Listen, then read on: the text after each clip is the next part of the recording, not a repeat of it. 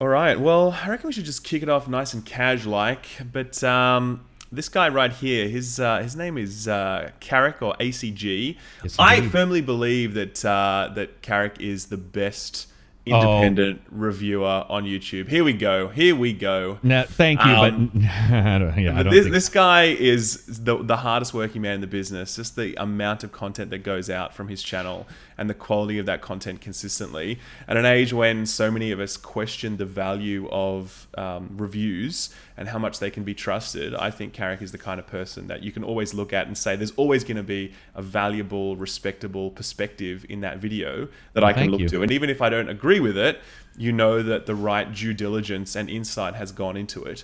And I think that's super rare in this current like review landscape. So this is a guy that I admire a great deal, and I've been wanting to talk to him for a while now. And here we are. I'm now chatting with Carrick from ACG. So, dude, thanks for sitting down with me. Yeah, thank you. And sorry it didn't work out last time. Yeah, no, that's all right. These things happen. We all work very hard on this platform, I think, and I think you work probably harder than most. So, no, man, it's good that we're finally here. But we really just wanted to really have a chat today about what it's like to review video games because Carrot reviews games full time. I have sort of only recently started reviewing games in the last year, I'd say, and that's in addition to a full time job and whatever else.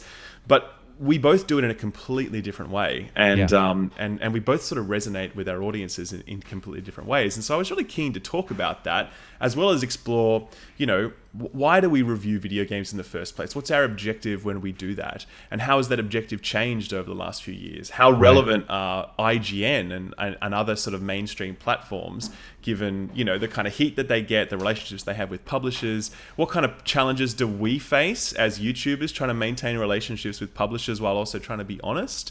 And then there's the whole monetization thing, which has completely transformed the landscape in Yeah. 2017. That has manifestly impacted the way we review video games. So I thought that all of this is worthy of a good chat, and who better than Carrick to do that? So, Yeah, so appreciate it. It's yeah, it's a good discussion to have. I think so. So, dude, why do we review video games? Tell me, why do we do that? I do it because I got laid off. Oh, really? Is that? Yeah, yeah. But Because what's the story? I Yeah, worked tell me. I worked since I was 17, and all of my jobs have been no time off or very little. Like sometimes 100 days in a row, something like that. So they were very difficult. Even if it wasn't physically always difficult, depending on the job, it was always super busy. And I have been a workaholic all my life, and so when I got laid off, just life, right? It's like you get laid off, that happens. And I got laid off, and I was sitting here and I was like, you know what? I talked to my wife, and I had basically taken the bills on when she went to school. And I was like, can we trade? I've never done that before. It felt weird. But I had done a couple reviews, and when I talk to friends, like the score system I use, which is like the buy, wait for sale, that's the way I've always talked to people. So I was like, you know what? If I just record the way I talk to Cadiz, who's been on the channel before, he's a friend of mine, then we'll see how that goes. And for once I can work for myself, because I loved a lot of my coworkers. Great people. I mean, amazing people. Two in particular probably shaped everything I do.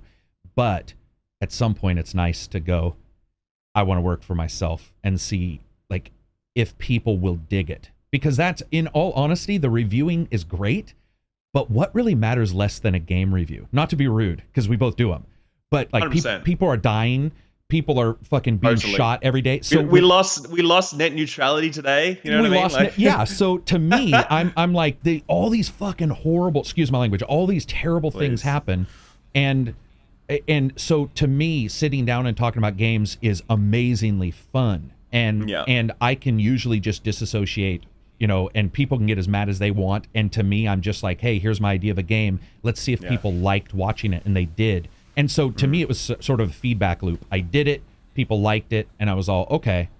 I will continue to do it, and, and that's how how it could sort you of have rolled made out. how could you have made that kind of you wouldn't have been able to step onto this platform and decide I'm going to make money from reviewing video games immediately. There's no way that you could have done No, that. I because I had worked so hard, I had a savings, and we I see, burned I through see. it. We burned through it. Let me Right. tell you, I went to GDC. I'm never going to another event. I'll tell you that much. No way. Why? Oh, they're expensive as fuck. We went to Right. GDC. We went to E3, we went to PAX Prime, which is here on the West Coast, and I had a blast. And it was awesome to have somebody yell. I was only at like 40,000 subscribers, and I was walking down the street in the middle of Washington, and someone was like, Karak from ACG. And I was like, oh, that was so cool.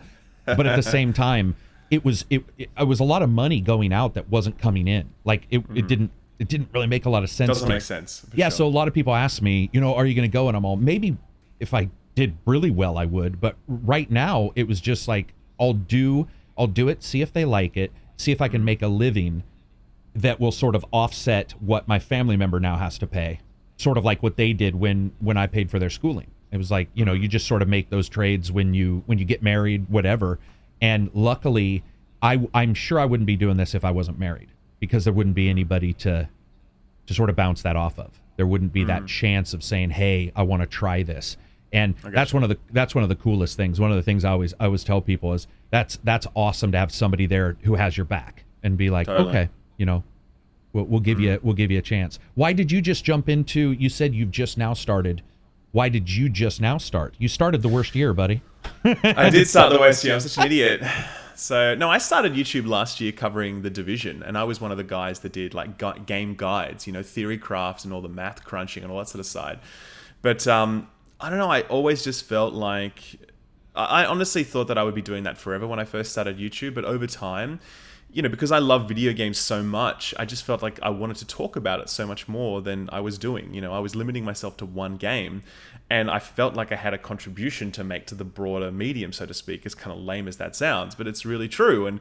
And then I just decided I would do a review for, a game called Nier Automata. And I was like, all right, I'll do this, and I'll do it right. And it just sort of, it took off. So it wasn't really even a plan like, oh, I'm going to start doing reviews now. It was not like that. It was kind of just like, I want to talk about video games. And I happened to review a video game in a way that really resonated with a lot of people. And then it just sort of grew from that, if you know what I mean. So I think it's interesting because you obviously had this plan where you're like, I'm going to do this and create this thing. Whereas I was very much like, I just want to talk about video games. And that eventually led me down this path of I'm going to, provide reviews in this specific way. So, but I'm interested, like, for you, like, what, this question of why do we review a video game? It's sort of like, what is the objective that we have when we sit down and we say, I'm going to review this thing? Because you obviously have a scale at the end of it that says, buy, rent, sale, etc. Is that the motivating factor for you? Are you trying to enable the consumer to make an informed choice when you review a video game? Yeah, because that's why people would come to me who are friends and they'd be like, I don't have a lot of money, because none of us were fucking rich. I mean, so to me, 60, and I buy every game I review, every single one. So if anybody gives me a Steam code, I still buy the game, or I buy a Steam code and give it away to patrons. So I'm always putting my money up because I do think that's a big deal. $60 is not a small amount of money. And that's, of course, not the ultimate version, which will be 100. Of course. And a gold statue. Yeah. Yeah.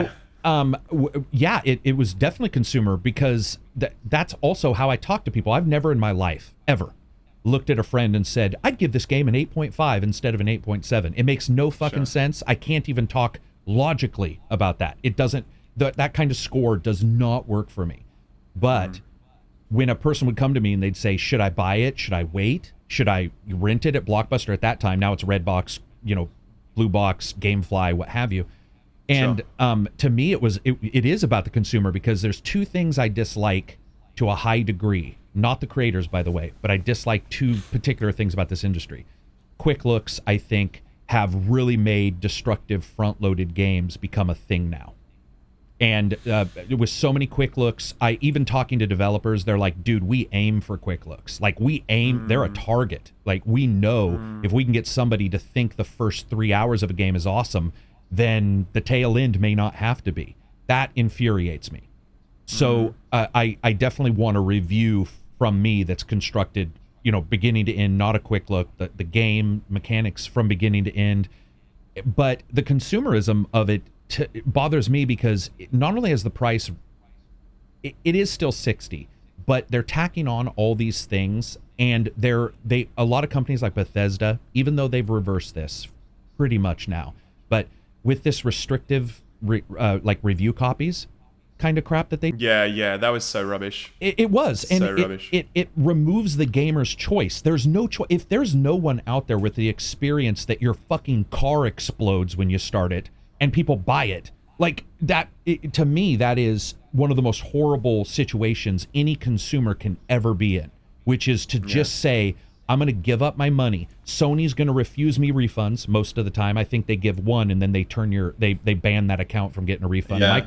Microsoft, very difficult. Steam, pretty okay.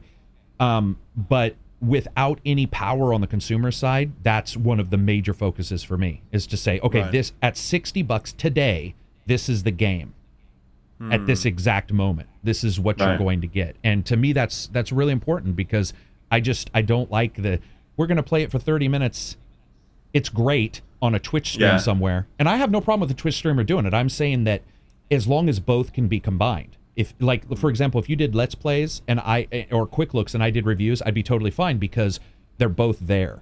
I just don't like one of those being there, which is just Quick Looks, which was happening a lot.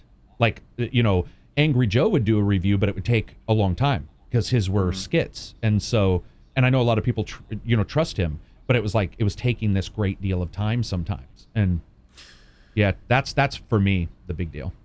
Yeah. Do you feel like the focus, and this is something that I think about a lot as I review games, because for me, I'm totally uninterested in informing people's purchase decisions when I review video games, because I really believe that it's such a subjective art form that, my perspective on whether or not something is purchasable is so potentially so different to someone else's perspective on that.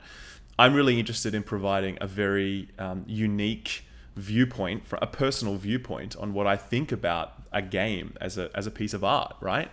And so what I'm asking is, do you feel as though sort of boxing it into the whole should you buy this, does it reduce the value of the art form? Does it lessen the potential of the medium when we kind of reduce it down to a commercial decision rather than an artistic exploration? Does that make sense? No. I know that's a very highfalutin question. No, but you get what I'm saying at, right? Yeah, it makes perfect sense. But I think that, first of all, you say it's subjective, but if you've had even one person say they agree with you, it is no longer as subjective as you think. You and this person now agree, and now another person agrees with you. At some point, there's an agreement factor that does play into things, as long as you're factually correct in what you're talking about. One of the reasons why I tell people don't worry about my score, even though I give a score, but you'll hear me say it in all the podcasts. I'll be like, listen, the score, you're $60, maybe 80 in Australia. So 100. I'm sorry. So for me, it's 60, right? So there's a difference there. So I will give you a score, but in the end, it's what I'm saying in between that matters. And what I want to do is inform the gamer while having a good time. And so the difference between there isn't as much of a difference between what you and I do as maybe you think, because to be honest, I hit record and start talking. So is there much of a difference? I do put a score at the end, and there's particular technical elements that maybe I like or dislike. There's artistic things. Sound, music, and voice are huge to me. I think you can't sit here and say OSTs are a big deal, or hey, this composer's working on this, blah blah blah, and then pretend it doesn't matter in your game review, which 99% of reviews do. So I don't think there's as much of a difference, and it is subjective, but so is saying buy. That's the thing. For me, it's just a word, and so it is saying buy. If somebody's blindly buying, that's on them, I think. What I mean by blindly buying is, let's say they come in and they're all, I hate 2D scrollers. Karak loves the Blind Forest. I'm going to buy it. And I'll be all, that makes no sense at all. Don't do that. So some of it does require the gamer to sort of understand what's being said and of course, and what's being talked about. Because I think something like The Surge is perhaps a good example, where that's a game that had plenty of problems, but there's a lot of redeeming qualities to that game as well. And I think your review, I think it was a rent, maybe a wait for sale. Yeah, it was a wait or a rent. Yeah. Yeah, and I think that, obviously the top comment in your in your comments is always some person being like he said this, blah blah blah. You know what I mean? Like, should I buy this game or not? So again, I'm sort of wondering, like you said, it's very important to listen to the words in between or that come before the rating. Do you feel like your audience actually do that? Do you feel as though they really do listen to that nuance, or do you feel that they sort of skip to the end and they're like, well, he says the Surge is a wait for sale, so that's what I'm going to do. Do you know what I mean? Well, probably not, because I purposely don't put media tags in and I don't allow them to be posted. So most people have to listen. Also, if you were to let's say you just heard me say bye, and I'm talking about bugs and all this stuff, but the fun factor being high, then that is on the consumer at some point. But when somebody just says, so-and-so says bye, that happens with everything in the universe. So in no way, shape, or form do I feel like, oh, I've said this, this is my line in the sand. Cadiz and I, and the thing is, people get mad at me. We have an amazing community on YouTube, which blows me away. We still have almost no trolls. So it's like, which is probably going to be ruined now, as I've said it. But it's welcome trolls. Yeah, it's been fantastic, because people will be like, wait, what do you mean this and this and this? I thought it was this. And I'll go in, because I post a lot on YouTube as well with them, and we'll talk about it. And I personally feel that more information is found via watching and reading than if somebody does just say bye. Because usually what that does, to be honest, is it causes a defensive reaction. In most people, they'll be like, well, I don't care if he says bye. And you'll be like, all right, those two are lost. Those two people are lost. And I don't think that our job is to coddle. My personal job is not to give you a hug and say the world's going to be great tomorrow, because it's not. It's going to be terrible, and you're going to have to fight through it. That's what games are about, is having a blast, having a good time, liking what you like. Dude, the amount of people I agree with in real life about games is very low. Very low. Like, Cadiz will be all, this game's great. And I'll be all, that game is it is it's terrible. How, I mean, I would not pay to put it on. And he's all, no, man, I love it. And I played it twice and I beat it twice. And that's when I'm like, that's cool for him, right? Because if you and I were talking about music, same thing. I can go into a museum and go, yeah, so somebody put some paint on this canvas, I guess. And somebody else will be all, no, actually, that's from the fucking this period, blah, blah, blah. And I'll be all right. As long as you respect somebody, both the person who's watching and the creator, I actually think that it sorts itself out, because you can't hold up the low end and you can't just talk to the high end. You can. It's true. But I think you curb your audience a little. Yeah, for sure. So, I mean, this I think one of the more interesting things about the way people review video games is the degree to which they talk about the more technical aspects of them, and they compartmentalize them. So I notice in your review style, it's very mechanical in the sense that it really looks at, let's talk about sound first, or, graphics are up first, then sound, then, you sort of break down its technical aspects. So how important is it to review the technical aspects of a video game when you're reviewing it? It's not. It's just me. No, it's just me. It's just you. Yeah, I mean, I got into reviews because I felt consumers sometimes didn't have the information about a $60 game. I got into reviews because I'm not even going to say who did this. I'm sure we can all guess, but a company reviewed a title, and the title's OST is probably considered one of the best, and their exact words were bombastic. It's a bombastic title, and I'm going to tell you right now, I wanted to punch him in the neck. I've never wanted to kill somebody as bad as that day, because I was like, it's so negating of the professionalism of the work of these people.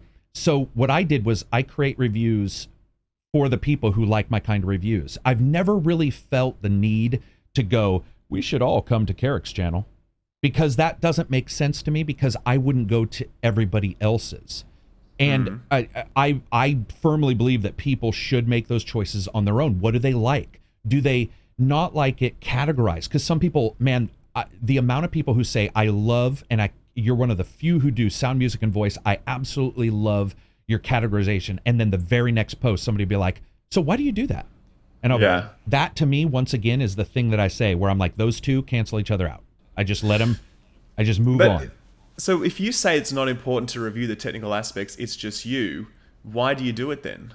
Because like I said, I want to give somebody my idea of if something is worth it and why I thought and what matters to me. For example, so that stuff matters to you, like as in like graphics, for example. Graphics do, but fun factor, it's why if you listen to some of my reviews, I'll end and I'll say fun factor is the juice. And that's a joke amongst all my friends, but basically it just means, okay, first of all, and people are probably going to get mad, but every jackass out there in the world is like, I've only liked perfect AAA games. Yeah. And they got their pinky up. Now, fuck you. You're a liar. You're a complete liar. You should be out of this discussion. You have liked a budget game. You have liked a game that isn't perfect. So to me, fun factor is what matters. And so you'll hear me talk about graphics because I like when a game looks good. Okami, for example, looks really unique. And I like discussing those things. But then when you get to fun factor, what I try to do is I try to sort of explain the sway. Like if I'm going one way and I go the other, I need to make sure I say, here's why. And fun factor is almost always why.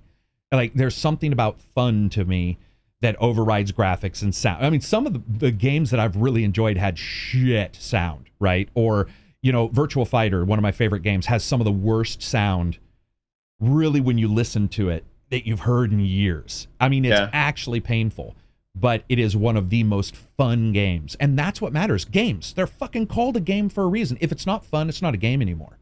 And that to me is sort of why I do it the way I do it. And if I could get away with not saying a score, I don't think I would, because I do like to sort of put my foot in the sand too, because I think that also allows me to have a better discussion. Me.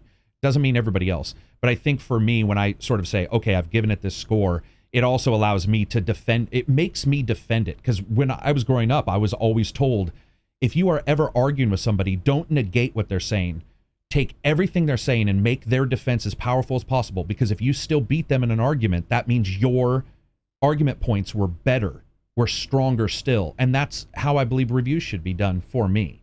It doesn't mean everybody else, because I've got one friend who does reviews just based on fun factor. And I think those are legitimately hilarious and really good reviews. Like, he's one of the few people I watch every single thing he posts, and I'm like, boom.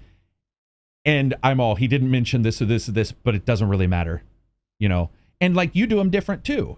I think that there's an audience for everybody. There's a segregation that happens that I think is really unfortunate. And instead, I think it would be better if people were just like, I like Skilled because he does this review like this. I like Karak because he does this review like this. Maybe I'll watch them both, and then move on. That's personally how I feel, at least. Yeah. I was going to ask you something. So when you were reviewing this year, versus start to finish, near and then like as you moved on, were you like, was the taste of dread in your mouth as things just got a little worse through 2017? Were you like, oh no? Because it felt behind the scenes, even like some people that I was talking to who were reviewers were like, oh no, this is going bad.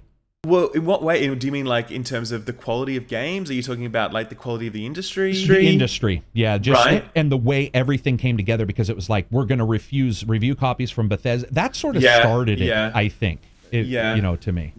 No, I think that's absolutely true. I think I've had extremely strong relationships with publishers at the start of this year that I no longer have at the end of this year, because of the fact that publishers have behaved in a way that meant that I could no longer really back what they were doing, I think 2017 has been like a real watershed moment for the games industry, and it really has created a bit of an existential challenge for game reviewers, because you can choose to go along with it and just stay quiet, or just do the thing where you kind of politely mention it, but don't focus on it too much.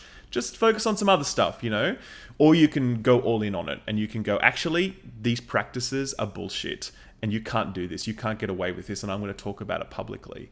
And so that has meant that with two publishers in particular, I don't have those relationships anymore. But I felt like my audience has responded to that so strongly, and they've been so appreciative of that honesty, because I've seen a lot of other YouTubers not go that path and try and maintain those relationships and stay quiet, and it's really hurt their credibility, because you can't trust those people to give an honest assessment of a product if they are beholden to the needs or the interests of a publisher. Do you know what I mean? I never felt that pressure before, but I absolutely felt it in 2017. Yeah, I would say two of my most popular videos are me attacking NBA 2K18 and then EA and then Activate. Well, yeah, a lot of my videos this year have been about those kind of things. And the one thing I've always felt is that because I've worked in the business before, the games business on the side, not like as a full developer, but as tester and so forth, I do know a little bit more about some of what goes on, or I have a contact where I can say, okay, this seems questionable. Can you give me, can we talk and sort of bounce this off each other? So sometimes I'll see somebody do a video and I'll be like, man, that's just an attack video. Like there's not as much data. That's the one thing I think this year that has bothered me a little bit on both sides. One, these companies do stuff. They're a company. Their job is to get as much from you for as little as possible. And your job in any industry is to get as much as you can from them for as little as possible. That's the tit for tat. But I see sometimes people attacking, and then sometimes the company's trying to do stuff, and it feels like it's doing this, and it's becoming off balance. And you have Bethesda quietly reversing their decision, and then all of a sudden I dissed on Switch version of Doom, and the only game this year I haven't got from them was the next one, and I was all, right. What's up with that? That's strange, isn't it? Yeah, I was like, that was, and I even warned a couple people because they were like, hey, are you going to review this? And I'm all, I have this really sinking feeling. I'm going to get this email that's like, we don't know if we have enough codes. And I'm all, you mean you don't know if you can hit generate on your computer? Yeah, like, which is fine because I'll buy them anyway. I buy all of them. But yeah, I've lost a couple this year as well. But what's cool, dude, there are people, publisher, developer, because there's different people in every position, great people, terrible people. There's people who really do respect those kind of, like your videos where you talk about something. Or there's people who love watching like your Division videos. I'm a Division fan, even though everybody hated me. But when it first came out, I thought it was fun. It's gotten better. But there are people who gravitate towards those, and you'll get developers like I'm sure somebody's contacted you, as many as you've done, but it's sort of cool to have somebody, publisher, developer on the side, whatever, contact you and say, yeah, you may have attacked this or whatever, but I appreciate you talking about this or something. And that in a way is very cool as well. But I feel like in the past, it's actually been really possible to have a go at a publisher, at a game, and say, this game is bad because this level design is bad, for example. And that's real water off a duck's back for a publisher. They're like, yeah, cool, you didn't like that game or that experience or that part of it, cool. But when we start attacking the monetization, that's when they have very thin skins. It's a completely different conversation at that point. No skin at all. It's instantly like you are off the list, And I get that, and I know that other YouTubers, Twitch streamers, and the like are very sensitive to that. I understand the pressure that they experience, especially for channels that are devoted to one game. Like that's a huge pressure for them because they really feel like access to that publisher or developer is critical for the lifeblood of their channel. But I suppose as I've gone on this year, I've realized that the opposite is true, really. Like access to publishers really doesn't help you at all. And in fact, a lot of the time it actually hinders you, because if you can be seen as someone that is truly, like, your subscribers are the ones that enable you. They're the ones that make you do what you do. They're the ones that help you be successful. And if you're focused on anything other than that, then you are focused on the wrong thing. And I hope that other YouTubers go down that path, because I think they're going to be a lot more successful when they realize that. And we'll also do a better job of holding the games industry to account when it's required, Yeah, I think that's one reason, just being totally honest, I think it's one reason also a lot of people don't want to do reviews, because... Agreed, you can 100%. You can do Let's Play, and I've talked to a couple reviewer YouTubers who don't review much anymore, and I'm like, why? And they're all, well, listen, I can do a Let's Play or whatever and complain about it and still get a good number of views, and maybe even longer tail where they'll watch it, but I can still talk where I feel comfortable versus like my name showing up on Metacritic or OpenCritic or whatever, and it says, and what's funny is, and this is, I can only speak for myself, so I want to make sure that no one thinks I'm speaking for anybody else. I have got far better reaction than it sounds like maybe you did, for the most part, on my negative reviews. So, for example, there's one review in particular where I annihilated this game. And I mean, and when I get into something and I start digging away at it, like, that'll be the video. And one of the developers contacted me and was like, listen, like for 2 years I worked on this, like for 2 years, and you just utterly devastated the game. And he said, I want to say thanks. And I was like, why? And he's all, because you'll see us respond, I swear. Okay, I'll just say, it wasn't Aquanox, it was the submarine game, Diluvian. Okay. Oh man, it was a disaster when it came out. And the first post on YouTube was from the developer who said, thank you, Karak, never change. And I mean, I was like, and that was one of 3 that I really feel negative this year, that somebody has come to me and said, I really do appreciate it. One was a publisher, which is funny enough. But I think what happens is when we talk about publishers and developers, the real truth is that there's just a couple where their PR departments are really terrible. Yeah, it's very much agreed. Warner Brothers, I'm just going to be honest, Warner Brothers, they straight up lied to me. They straight up lied to me. They told me, they're like, nobody has Shadow of War codes. And I'm like, all right, okay. And the very next day, all the reviews went live. And I was like, you could have just said, have said, because I plan time. I'm a big scheduler. I schedule everything. So there, EA for the most part, Activision for the most part, those are the big ones that do a lot of stuff. But there's some great publishers out there that I think people forget about, whether it be like Devolver Digital, Deep Silver has had some success and some failure, but there's some good publishers out there that are fairly big now. I think people forget also that Deep Silver started really small, and it's like, they sort of snuck up on you kind of thing. So I think that's great too. So I've got feedback both ways this year. It's been interesting. I think it's one of the things that's becoming more and more clear in 2017 is that games as a service is a thing. Obviously, it's been a thing for a long time. I mean, EA's annual reports have been talking about games as a service since 2012, right? I think it's just really joined the common vernacular in the gaming world, though, in the last year, 18 months. There's the idea that games that release today are the starting point of a long journey for a game. And yet we review them in the first 2 days, the first week, or whatever. Given the way that games like these change over time, how important is it for us to revisit those games with reviews in the future to update our audience on where they're at now, do you think? I think if you're that kind of channel, because I've done re-reviews, so I do think if you're that kind of channel, that's great. But I also think if they don't want you to say it sucks right away, or what have you, then don't charge right away. Publishers. Because I've had publishers, like I've bitched about games with microtransactions, what have you, and somebody's got mad, and I'm like, listen, they charged money, so fuck them. If they don't charge money until 3 months, once they've fixed everything, great.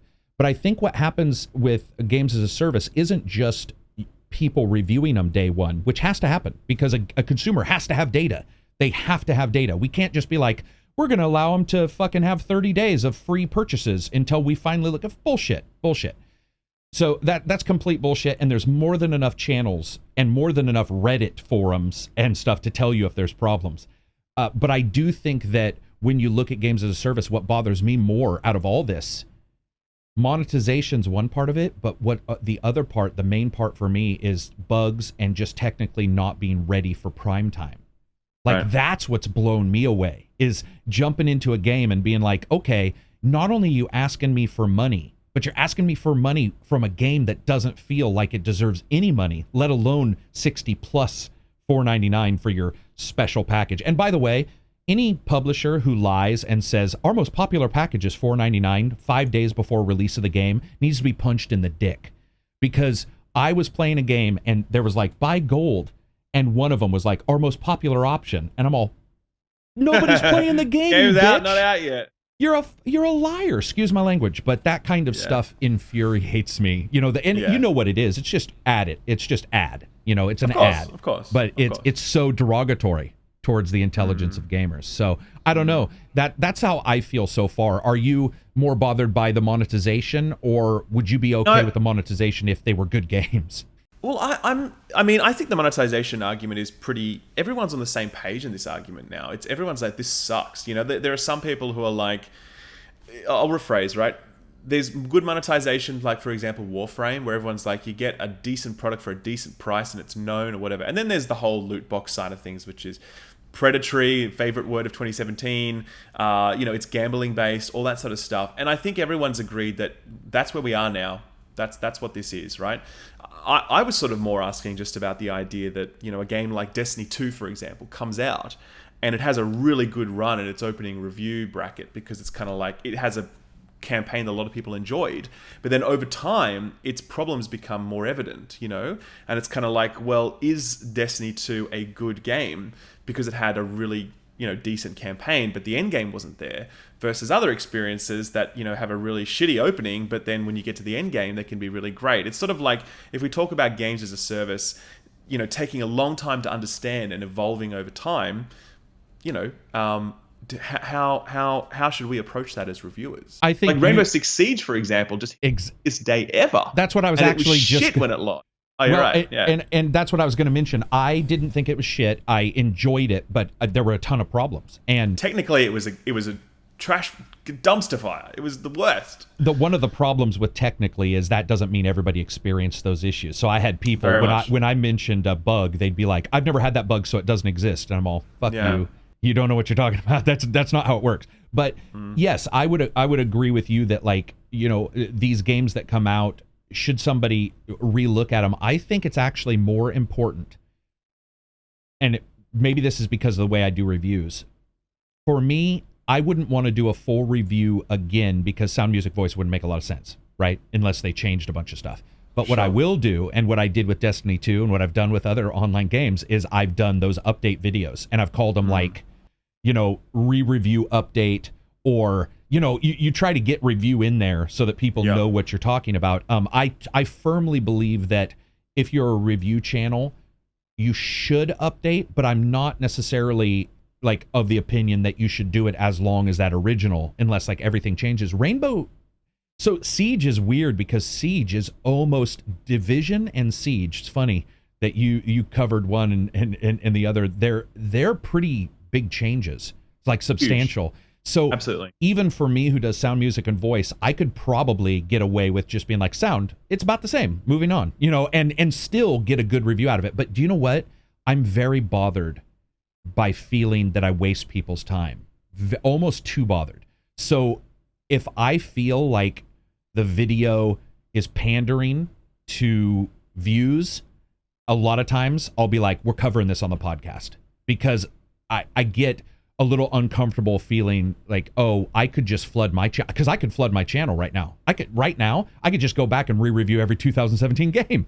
And you know what I mean? But like, wouldn't that be interesting? Like, wouldn't it be really interesting to hear? I'd be interested to hear your review of Warframe, for example. I'd be interested to hear your review of Siege. And I feel like covering what's new is cool, but also covering what is important at this moment is cool. And stuff can become more important with time as it continues to evolve. That's what I think games as a service is, in the sense that something can launch really shit and then it can become really great, and then it can become such an important game of 2017. And I think Siege is the perfect example of that. So it's like, do you do a review for some game that came out, whatever it is, I don't know, whatever, or do you go back and look at this game that now 100,000 people concurrent are playing right now? You know what I mean? Would much rather that's review. An interesting question. Yeah, it is. I think no one can do it all. So it requires different people to do different things. But for example, me, I would much rather review, and I think it's much more useful for me to review an indie game that's only going to get me 5,000 viewers than retouching on something 15 people have touched on who are massive YouTubers who've already touched on it. Because I am a huge fan of, games. So if a bicycle manager game comes out and somebody says, okay, skill up, Maddie, 5 other people just did a video about Activision. Do you want to do a re-review on Destiny, or do you want to do Bicycle Manager? I'll do 2. I'll do a 2-minute video on, the changes to Destiny, but I'm going to do a full review for Bicycle Manager, because if it's terrible, I want people to know.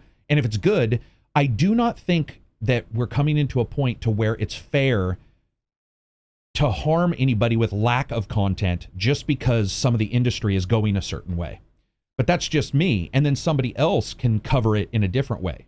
So I think that's the way what YouTube is strongest for. Yeah, and I'm certainly not saying, oh, don't bother with an indie game because you get more views covering a Rainbow Six Siege review.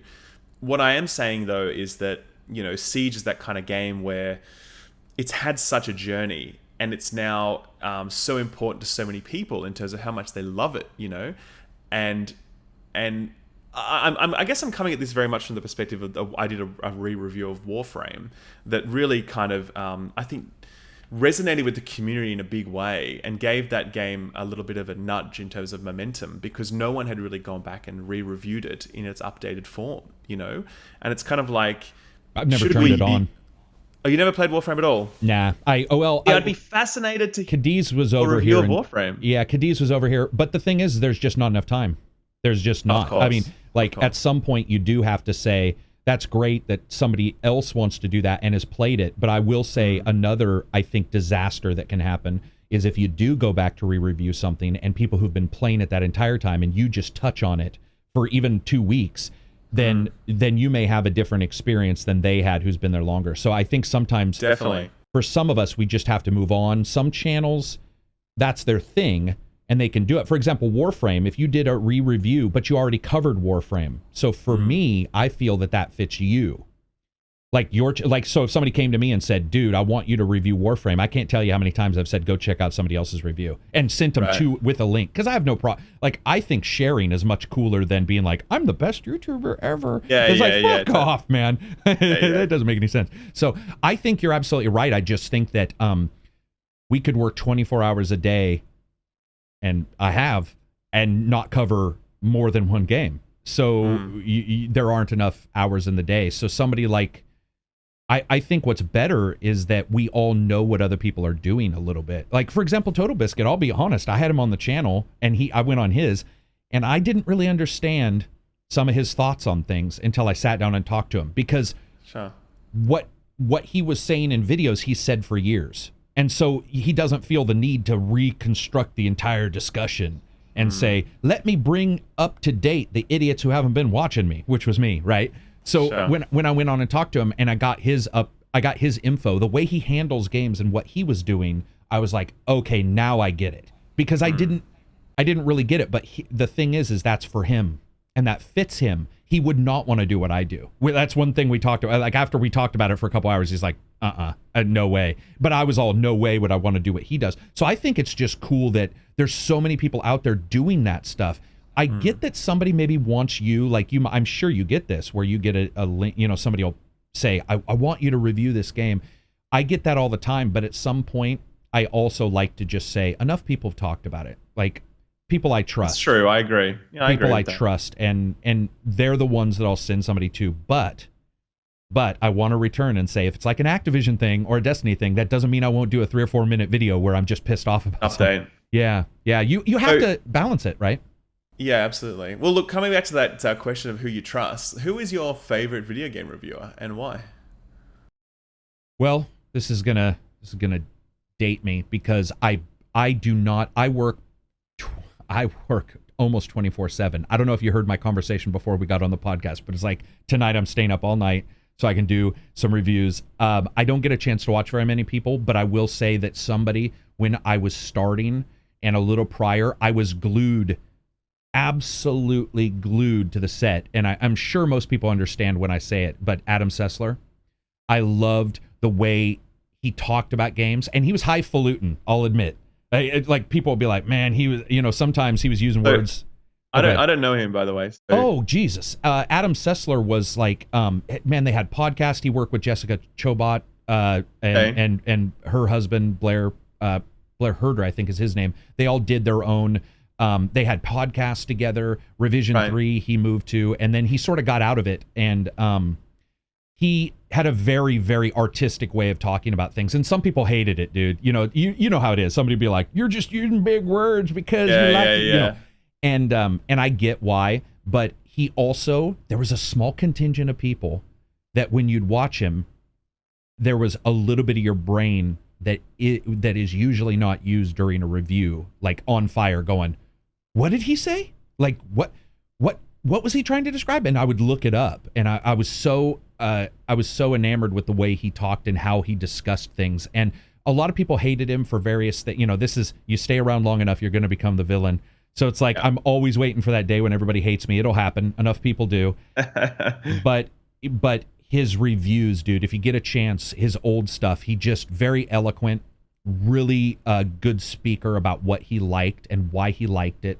And I would say I watch Angry Joe a lot, but I watch him more for I watch Angry Joe because Angry Joe devastated me on my first review. Absolutely attacked me. And really? Oh yeah, he attacked you. Yeah, he claimed I was paid. He knows this. It's totally fine. Like, there's nothing negative about this at all. It was a Metacritic personal review that I did on the side, and he saw it and he was like, "Look at these reviews. This person's obviously paid off," and blah blah blah. And wait, he thought that you were paid to do a Metacritic personal review? Well, I don't. Yeah, well, yeah, technically, now that I think about it, because I think that's all you could post at the top. Oh, I may have posted it under ACG at that point. Right, I get it. Okay, I get it. Now that I think about it, but and he's great. Like, we've talked, he's super nice. So it has. But what happened was, this sounds weird, but it was like a shield. The moment he did that, I was like, well, I don't give a shit now. Like, anybody can attack me now, because this dude who has, like, multiple millions of people was like blah blah blah. And he said really nice things about me, so I gotta always say that he's really a very conscientious person, and I like the way he covers stuff. And so I like to watch his stuff because he freaks out about the stuff that I think like you and I might, but we may not think to say it. And just some of his little skit, the shit that comes up. Yeah, that's fantastic. I find it funny, and so I would say I do watch him. It's the default answer, I think. And then TB now. I've gone back and watched his WTFs for hundreds of games because I couldn't figure out what they really were. His WTFs aren't quick looks. They're not technical looks. They're his, if you know what I mean. Yeah. Like, so what about you? Me personally, I'm such a fan of Donkey's reviews. I feel like Donkey. Do you watch Donkey? Video game Donkey? Yeah, I think he said something on one of my. He gave me a kudo, I think, and then I went and watched something. Like, that's the only... Right. Because he was really nice about something one time. He's a joker, but he's actually a really nice guy. And he is. I believe he's the best reviewer on YouTube, and that's going to trigger so many people in the channel. Why, they're not going to think he's a reviewer or something? Well, the thing is, he's primarily a comedy guy. Like, he does funny shit, but he also has like a Dunk View series where he reviews video games, and he does it in a serious way, but also peppers it with comedy, right? But he has a very specific viewpoint. And you might have seen the video he put out about video game critics suck. And it was a video just really deconstructing mainstream gaming press and why it's so bad. Gotcha. And the central thesis was around the idea that they are these big shops, these workshops with, dozens of different voices in the mix. And what's critical with a reviewer is that you have a relationship with that reviewer. You know what they like. So that if Donkey, who hates anime, who hates JRPG, says, "Hey, I like Persona 5," you're like, "Hey, there's something in that." Whereas if you went to, like, I don't know, Pro Jared, and he said, "Oh, I love this new Monster Hunter game," you're like, "Well, obviously Pro Jared likes Monster Hunter, so no surprises there," Right. So but it's just one example of, I think Donkey is tremendously insightful, but he also manages to say, I think, everything that needs to be said within 5 to 6 minutes. And I struggle with this because my reviews are like 30 minutes to an hour long. I know you track it usually about 10 to 15 minutes. And I think the ability to succinctly focus on what's important and get the point across in 5 to 6 minutes is a rare talent. A really rare talent, But also, I really appreciate the fact that he doesn't talk about the more technical aspects of video games. He doesn't give a shit about graphics, doesn't give a shit about sound. And I know that's, we spoke about that earlier, being a sort of a pillar of the way that you review. I'm really at the opposite end of the spectrum where, I don't care about that stuff unless I have a specific reason to care about that stuff. Like, unless there's something so glaringly brilliant or terrible within those components that I won't even bother with them. I'm like, what's the feeling of what's it feel like to play this game?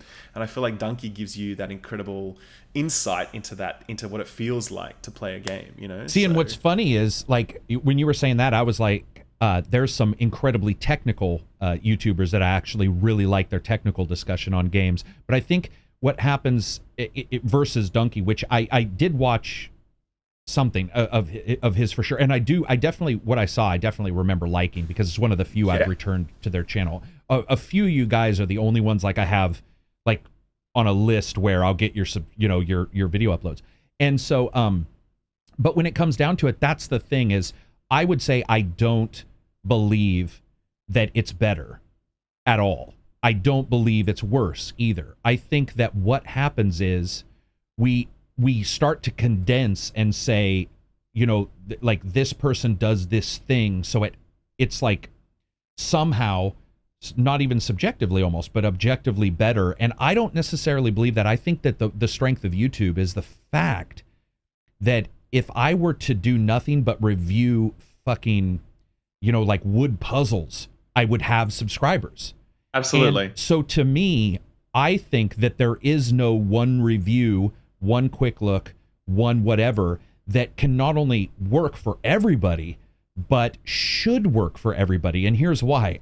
Never in my life have I agreed with everybody all the time. Like, it doesn't make any sense. And I've also met people who don't like, for example, you were saying Pro Jared, I don't know who that is, but let's say they didn't like Persona, but they always like those games. So then should you listen? Because that's the opposite. You always have to ask yourself, and this is something I say on the channel all the time, that you have to take a step back and you have to say, if I'm going to go strong to the left, then I need to look to the right and go, like, what's going to hit me in the ass if I just focus on this one thing? Not saying you were. No, I agree. Not saying you were. No, I totally get you. And so to me, what I do is I do a lot of this where I'm like, okay. And I also get these like fascination moments where I'm really fascinated with a type of video somebody does, let's say. And then I'll sort of move on from there.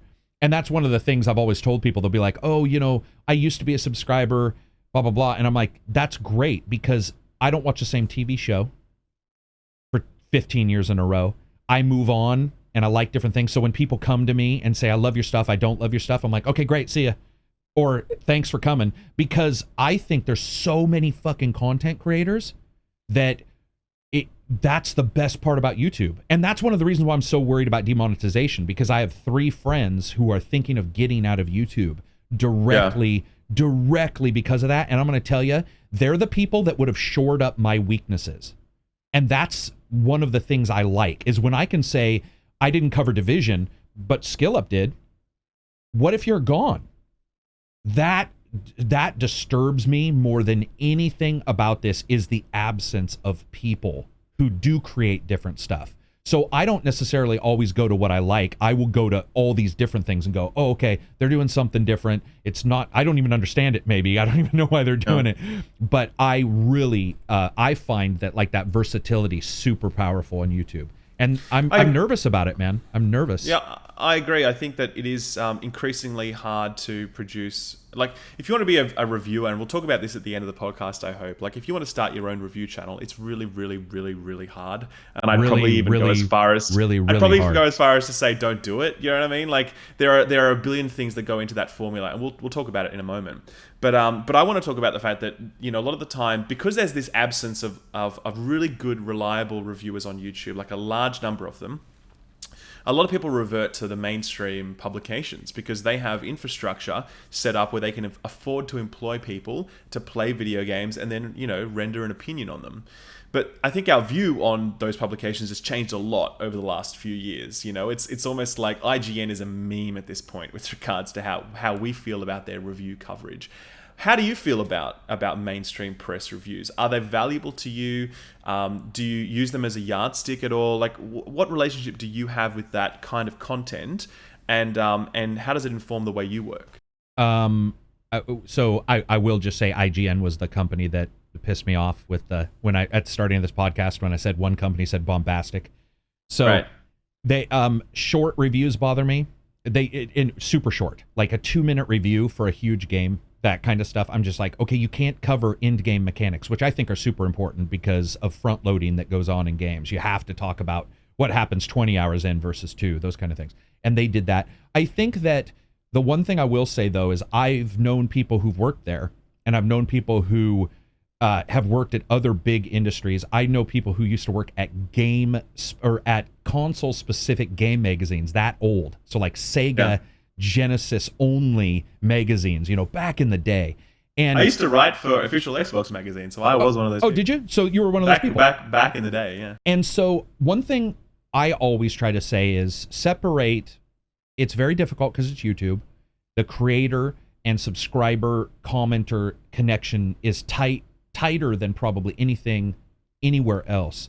But I will say that a lot of times what I don't like is personal attacks, because if somebody doesn't like or likes what you're talking about, people are dying every day.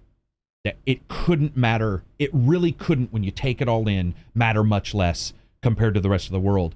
What I don't have a problem saying IGN as a whole, like I don't like their setup, or I don't like a big, channel setup, but I do have to say that there's some really good people. And then I know some people who are great who work at shit companies, terrible ones. So to me, it's more about like the entity as a whole, I think is a little, not dangerous, but a little odd, because yeah, they do have the money to be all, we're going to do 17 videos on your game. And they're like, well, then we'll let you see the game 6 months early, right? But then you have a Ryan McCafferty who does incredible work. Incredible. His interviews are fantastic on IGN. His inside interviews are some of the best. Like when he got Jack Tretton to admit that he walked out and apologized for Sony despite Sony not wanting him to, and he was like risking his own job. I was just like, because that kind of stuff is rarely, most people won't say that stuff. Most people, they're just like, they'll give you the topical kind of thing. So I just think that the entity as a whole, maybe I dislike, and we dislike that they get this stuff, but at the same time, when used correctly, we can have some amazing content from them.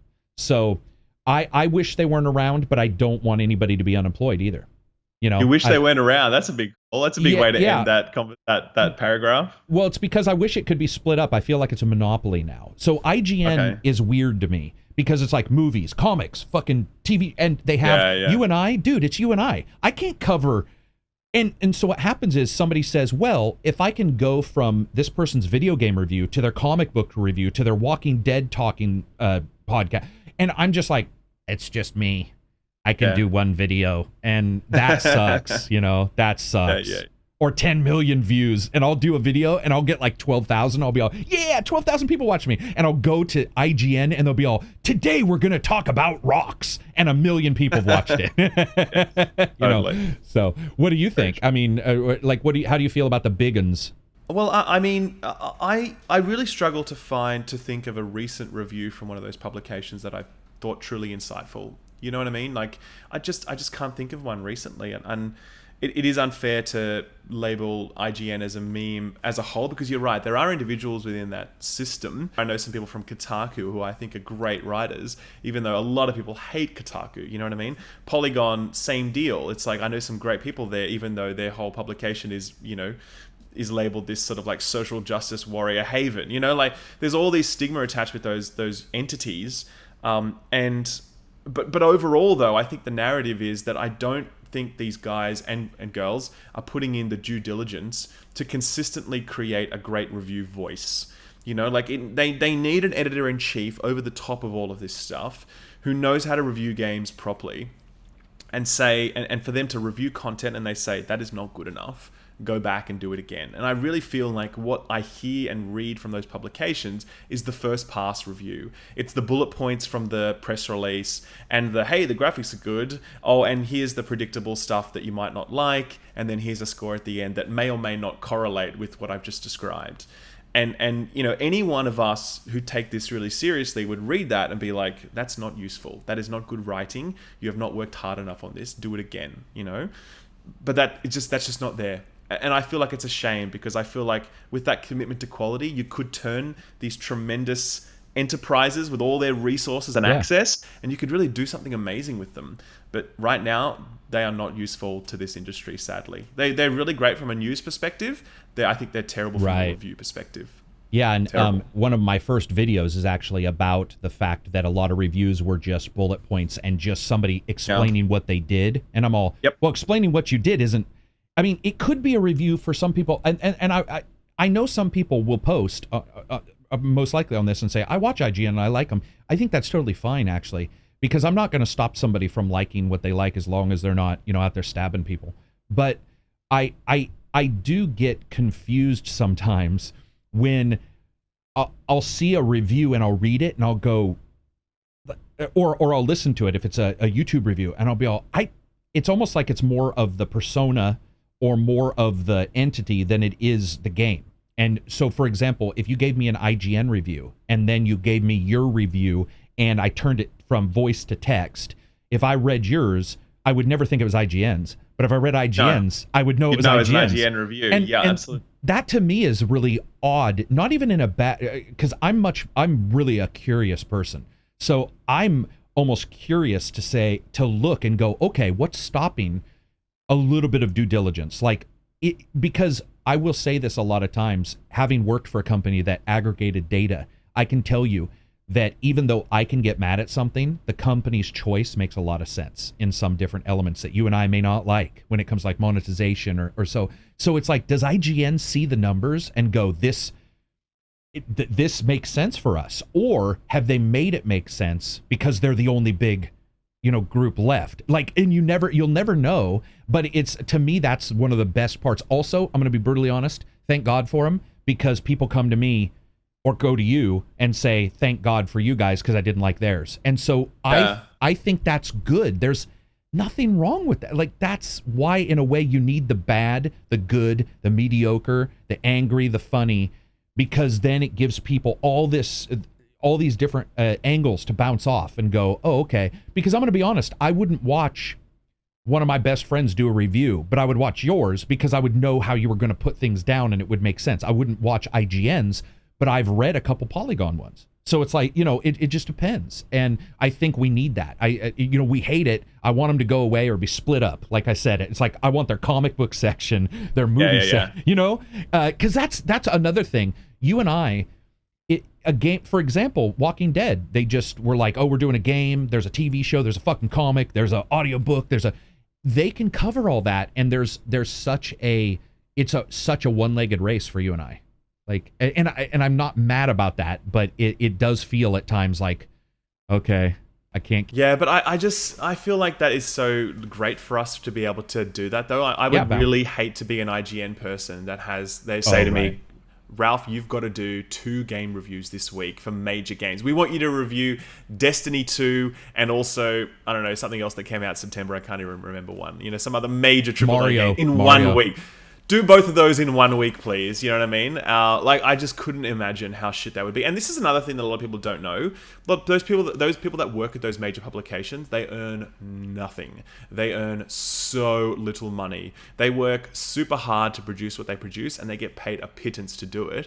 So I feel, honestly, a lot of sympathy for them because, I understand how they get to these reviews that are really phoned in and bullet points and whatever else, because they just don't have time to put in more than that. And they probably have to work a second job as well to be able to get by because they're not earning enough from just working at IGN. Do you know what I mean? And then they have to hear somebody complaining about them. Us being like, IGN suck. Well, that's one of the reasons why it's like I try to bookend it with something nice, but it is true because and we've got it, where you get that hateful thing and you'll be all, really? I mean, and I'm small, so imagine an IGN where the it's volume just of like hate that they get fucking poured on, and they're all, this is my job. This is the output I'm allowed to do. Because I bet you, I don't know anybody currently doing the reviews right now, but I would bet you that many of them would like to do a longer review occasionally, and they just don't have the space. They just do not have the space, and that's sad.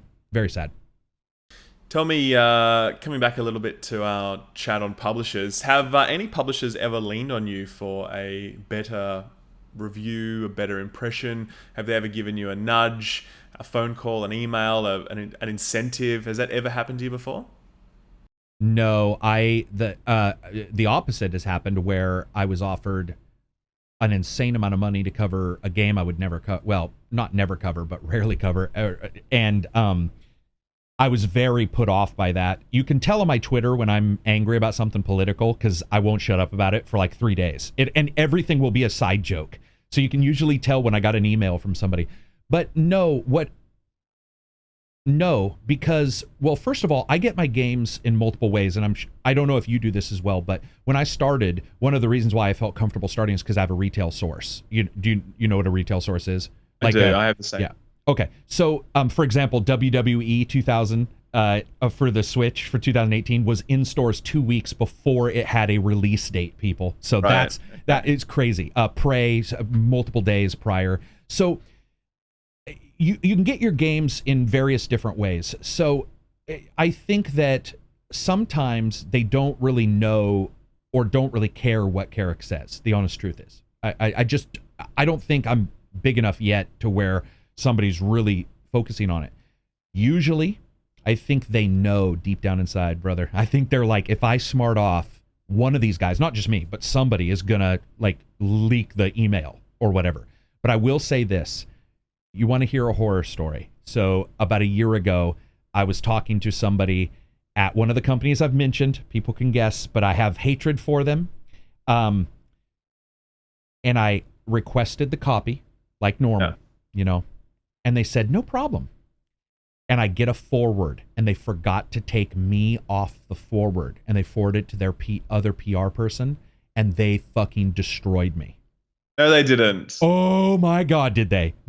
Names, fucking physical attributes. It was the most unprofessional. And I was reading this, and this has happened twice now where somebody's accidentally forwarded. But I was sitting there going, and so I got like a family member to come look at it. I'm like, do you see, is this what I think? And what had happened was they meant to forward it like normal. Yeah, sure. And I guess they hit reply all and then filled in.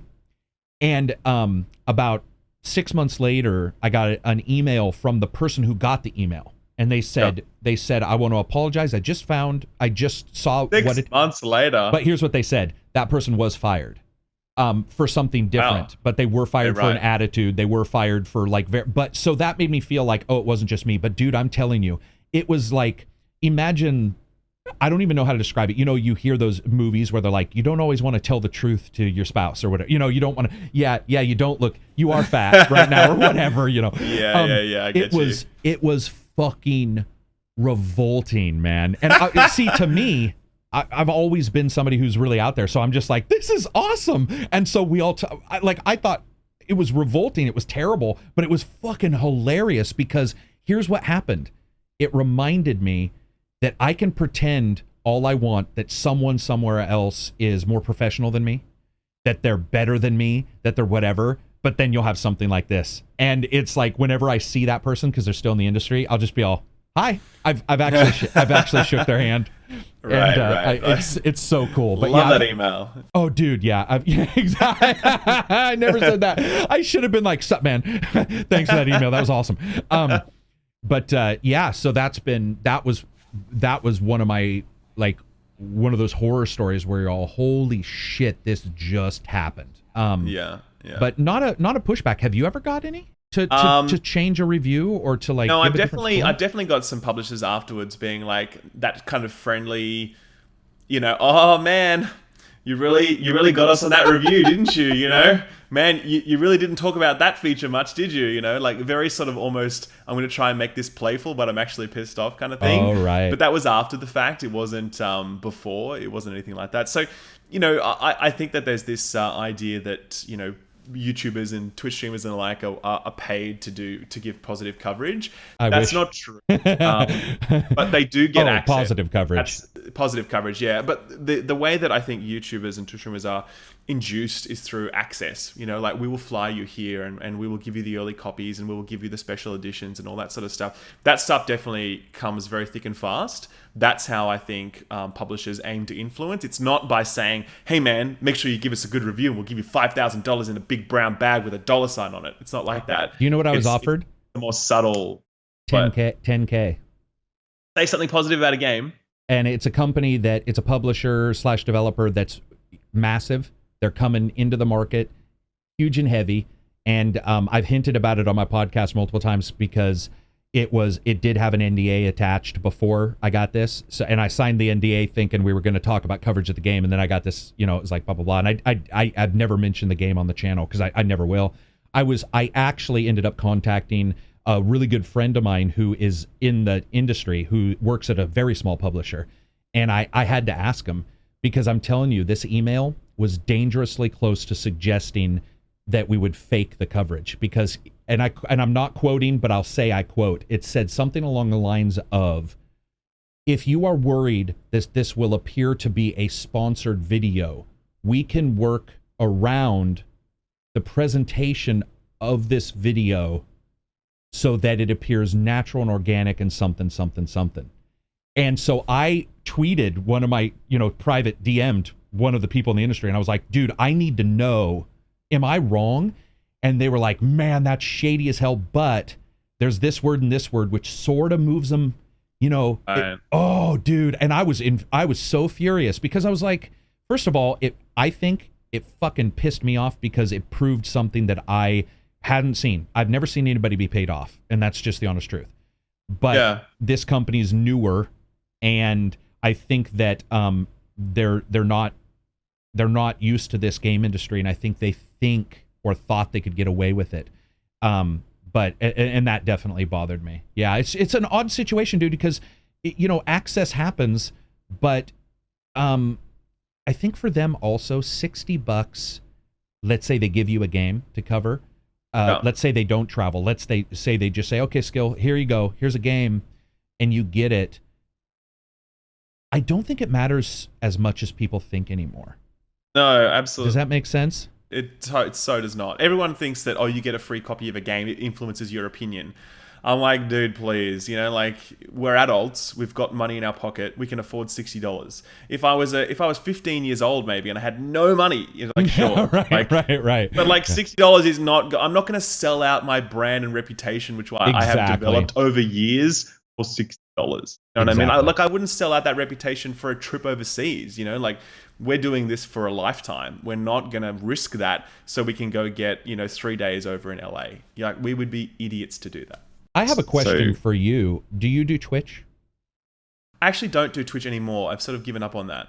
So did I. So the thing about Twitch, though, I do feel, and this is talking directly, I can only say the experiences from people I know who have done Twitch and some of the stuff I ran into. I do feel that there's some misuse there, or there's a higher level of or a higher ability. How about that? We'll change it to that. There's a higher ability for misuse than I think people assume when it comes to Twitch and how that. 100% agree with you. 100% agree with you. It's a lot more subtle. Because what I think you're describing, correct me if I'm wrong, is people can be paid to do a sponsored Twitch stream, and it's hard to spot that, because it's with a YouTube video, you got to call it out really clearly. It's in the comment box, in the description. But with Twitch, it's kind of like you're just talking. And so if someone tunes in at that moment and they don't know it's sponsored, and you're just having a good time with a game, even though this game is pretty average, then they're thinking, hey, this is a good game. It's a lot more open to exploitation. And there's the sale thing, remember? They just added where it's like you can sell the game through Amazon or whatever. And Amazon. To me, I have a hard enough time. I do it now because I need to make money, because I'm demonetized now 100%. So I don't get anything monetized anymore. So I do my Amazon. You don't get anything monetized anymore. Oh no, dude. I'm so blacklisted that this morning Gmail or Google emailed me, the partner. If you're over 100,000, you can email them and say, I have a question. I said, when I hit stream now, it's already demonetized before I've entered words in. So how is that possible? I don't understand. That doesn't make sense. There's a list that I guess I've on it now, but everything I upload is instantly demonetized. Now, they will remonetize it after it's very low in views, like 200-300 an hour, or even lower. Usually it's 48 hours to 76. But I was going to do a stream just last week, and I hit stream now, and it was already monetized. I hadn't even entered a word in, and I emailed my partner, and she's like, there's no way that could be right. That makes no sense. And then she emailed me this morning and was like, actually, that is possible on a channel that's questionable content. And I'm like, well, I do drop the F-bomb. I guess that's probably why. But yeah, I'm demonetized. I would say 100%. Yeah, I don't remember a video now in the last 2 months that wasn't at some point demonetized, and then and then limited or remonetized later. YouTube really sucks right now. It's an absolute basket case catastrophe. It's like, it used to be so awesome, and now it's absolute trash. You cannot even swear. It's like they're treating us like we're children. You know, I have another channel called Layman Gaming where we just do news, and it's just literally to me and my brother, and we swear and we carry on like idiots. And every single video, like you've described, is demonetized 100%. Skill Up is not that bad. Like about probably 60% of what I put up is demonetized. But yeah, Layman, that's it, because we swear, and that's it. Imagine a platform like this and what it has produced over the last decade, you know, and how innovative it has been, and now we're not even allowed to swear on this channel and on this platform anymore. It's so embarrassing. And I made more from my videos when I was 45,000 subscribers than I do now. So that's why I made more back last year. Same deal before this. Same deal when I had like less than half the subscribers. Yeah, Patreon has been such a fantastic time for me because I have a Discord. We role play. I do games with them and all this stuff. And I have to say, that's the one. It's not as big of a negative. It doesn't reverse the negative of being demonetized, but it's been awesome. Patreon is great, dude. And like Discord, I hate that. I'm not a big fan of the company and some of the stuff they've done, but when I get into Discord and those guys are like, we're yakking about the dumbest things, and when I'm trying to get away from YouTube, right? Because I'm sure you know, there's times where your video isn't hitting with people or whatever, and you're like, oh God, here we go. And I go into Discord and they're like, hey man, what if there was a Muppets game, blah, blah, blah. And pretty soon you guys are all talking about, you know, Mad Max and Muppets and fucking fire breathers, and you're laughing so hard. So to me, their failure has bred one huge success, which is communities gathering together and putting their money where their mouth is. Because I can hit subscribe to you. Does that mean anything? Really? Does that mean much if I hit subscribe to you? I patron 6 other YouTubers. And the reason why I do is because I firmly believe you should, you know, at times you should just be like, here's $5. You know, same, like, it makes sense to do so. So I think that's a huge positive is the community. So in the context of that, and we probably want to wrap this up now, you know, we talked a little bit about if you want to be a reviewer, you know, what do you do? And I think that, and I'd be interested to hear, what would be your advice to someone who is crazy enough, who is mad enough to want to start doing a review channel on YouTube? What would you say? What would you say to that person if they're making their start? So I just did a top 10 things I learned about being a YouTuber last week. And my number one thing I learned is that if anybody ever asks me if they should be a YouTuber, I tell them no because they asked me. My personal belief is creativity, going out there and making stuff, that's what's going to get you through either the lean or the 0 times where you're making nothing. So if you're asking, I would say really think hard, because I would not be in this business if I had not been laid off. I would not. I would not. And if I hadn't worked as hard as I did prior. So certain things worked out for me to go, okay, I want to do this. I want to say these things. I want to deliver a review a certain way. Yours is different. Your track was different. So everybody's is a little different. But with YouTube, dude, the demonetizations, you can't say I want a patron right away. I've had people go, I've got 100 people and I want a patron for my YouTube, and I'm all, you're going to piss people off is what you're going to do. That's not how this works, buddy. It's not how it works. And so what I always say is do what you love, because people always say, man, you do a lot of reviews. And it's like, you know why? Because I fucking love games, even shitty ones. Like Alakine's Gun, by the way. People, don't buy this, but Alakine's Gun is a terrible game, and I've probably beat it 7 times because it's so bad that I'll invite friends. I'll be like, I love games. If you're creative and you love music, then just, by God, just do that. Don't get into mechanical chasing subscribers. Don't get into anything that, at least right at this moment, doesn't feel organic for you, because it can be really painful, I think, if you're putting out output and you have 100 people watching it and you're not getting any money because you got demonetized because you said shit. Like, that is horrid, and it sucks, man. I have people who I know who are at 500,000 who are thinking of leaving YouTube because of the demonetization. So I would personally just say, if you're asking, relook at it, because it may not be for you. But if you're doing, then find a person like yourself, me, any of those open YouTubers who aren't as like, everything's terrible, and see what they do and try to communicate. Don't collaborate. I hate that word. Like, you never use collaborate with me, ever. If you had, I would have probably been like, because I don't Person sucks. I hate that word. And so communication, though, like where it's like, hey, did you do this? And so that means like you and I could continue to move forward and talk about things after this video. That I think can help people is communicating. Lone Vault Wanderer put together a little YouTube group, and it's not doing the best because of demonetization. It was bad timing. But his idea was super sound. It was like, we're going to do Bethesda stuff. We're going to have huge 10-person, raids. We're going to record it multiple camera angles. I think that's the kind of person that has a chance of at least mental success. Because financial, dude, how? Like, yeah, right? How? I mean, you and I are at a level where it's like you have to go, what do I do? How do I totally. how do I move forward? And we got here after a while. It's sort of like, yeah, anyone trying to start this now, I mean, it would be it's not impossible, absolutely not. No. But the chances, the deck is so stacked against you at this point if you really want to grow. Because also now there's, I think, over 5,000 channels with 1 million subscribers.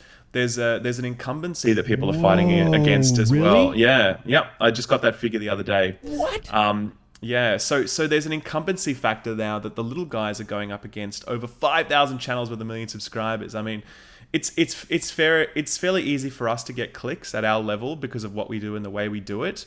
But for someone just stepping in with 0 subs, trying to grow organically from nothing, it's very hard, very, very hard. So what would you say is the most difficult thing when you were starting to like get right with your videos?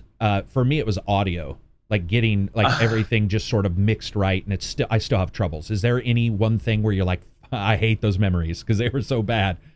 I actually don't think it's the technical aspect, funnily enough. I actually think it's about my overall approach, and I feel like my approach was so wrong at the beginning, where I was really just focused upon the numbers, and as in I was focused upon the mechanics of YouTube and growth and just getting out daily content. I'm like, I have to feed the algorithm, I have to do that. Right. And I realized much later on that if I focus on quality, that is so much more powerful and so much more liberating, and you're going to grow so much faster. The YouTube rat race is only a rat race if you choose to be a rat in that race. That probably sounds really mangled and awful, but like if you just choose to put yourself above it, put out really top quality stuff, you're going to have a much better chance of success. And I guess that would be my advice to anyone looking to do well on this platform.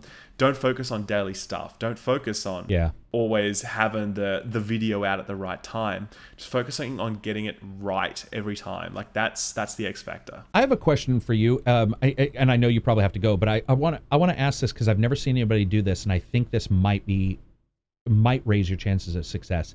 Have you ever heard of anybody doing maybe 10 to 20 videos, having them ready, and then launching their channel? Because the reason why I say that is I think it would be really cool if somebody said, here's my channel, and even if it was just Let's Plays, but it was like, because that's the problem is everybody's got one, and you're all, okay, and then they have to feed the beast, like you said.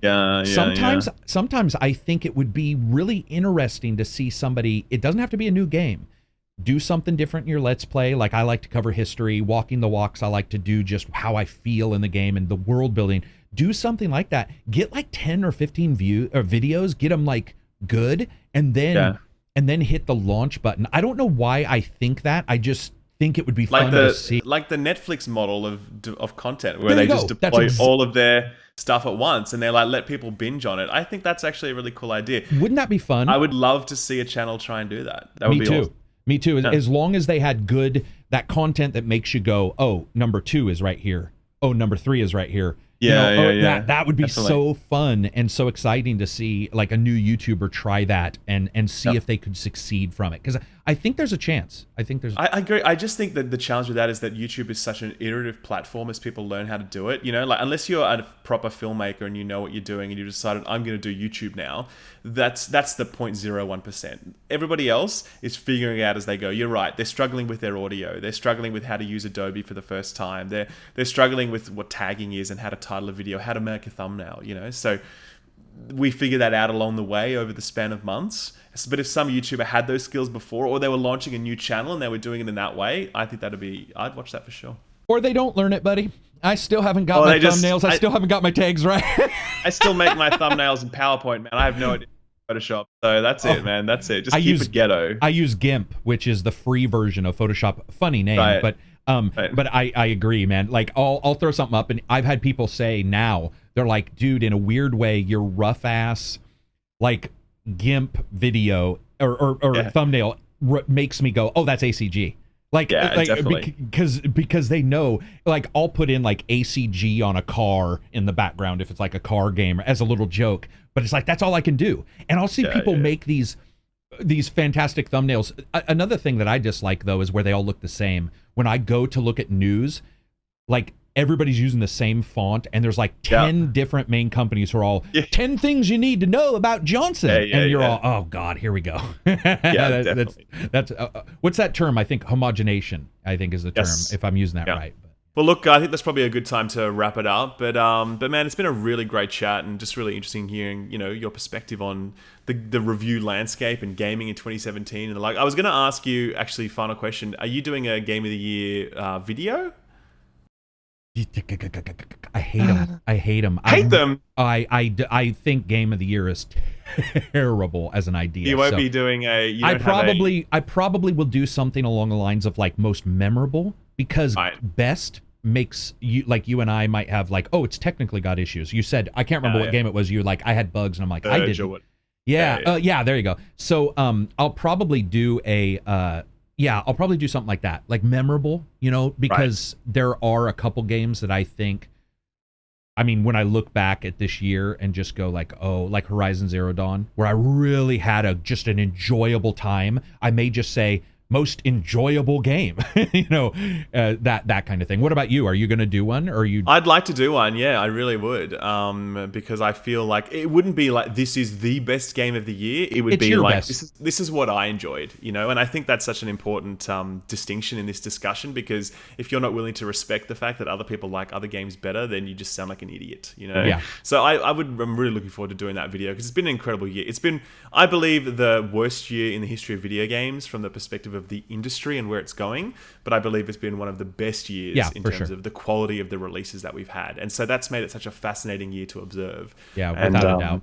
Without a doubt. I look forward to talking about that. But anyway, look, man, thank you so much for your time. You bet. Please, anyone that doesn't know this man, as I said, his name is Jeremy, rephrase, Karak. It's just a username. It's good. Just the username Karak, and his channel is called ACG. And as I said, he's definitely a go-to guy for me with reviews. Like, it's just always a very trusted, independent voice with a lot of integrity, and just that due diligence that goes into every video is so rare on this platform. So do check him out. Thanks. It was great chatting with you. Yeah, for sure. We'll stick around after this so we can talk about how to get this video done. We'll work it out. All right. Thanks very much again. See you later. Thanks, everybody.